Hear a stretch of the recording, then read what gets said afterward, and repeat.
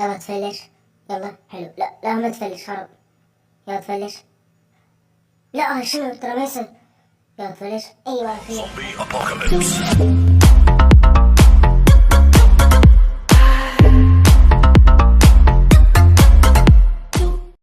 السلام عليكم شباب، شلونكم؟ شلون الصحة؟ وياكم أسامة جيمر سام محمد. رجعنا لكم فيديو جديد. هالفيديو عبارة عن جيم بلاي بالنوب. طبعا رجعت لكم بعد ما قلت راح اترك قناة. طبعا شباب الله شاهد، مو قصدان يعني على مود توصلون بي او شيء، يعني مثلا لا تترك قناة، بس والله العظيم عود اتركها. بس ضليت افكر قلت لا حرامات اتركها، خلي باصانش خسران.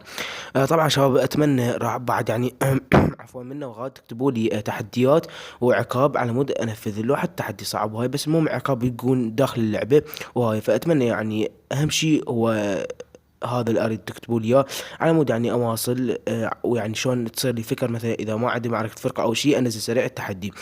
طبعا شباب دا العب بالنوب لينارد زي بمعدلات لي يعني كلش دا ينصى يعني، لان شنو دا اتدرب على القناص بس ما دا يفيد يعني.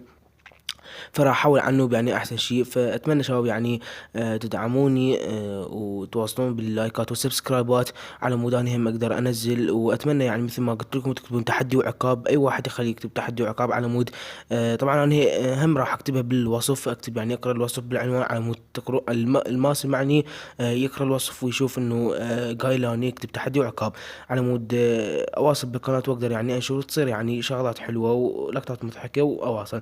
طبعا شباب راح انزل فيلم تمثيلي ويا كم واحد من اصدقائي يعني من ذني الفاني مومنتس.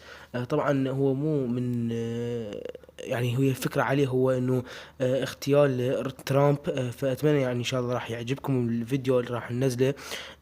طبعا شباب فيما يخص الارصدة ان شاء الله راح انزل يعني شلون تحصل كل جيم 10 او 20 ان شاء الله يعني عن قريب. ومع السلامة.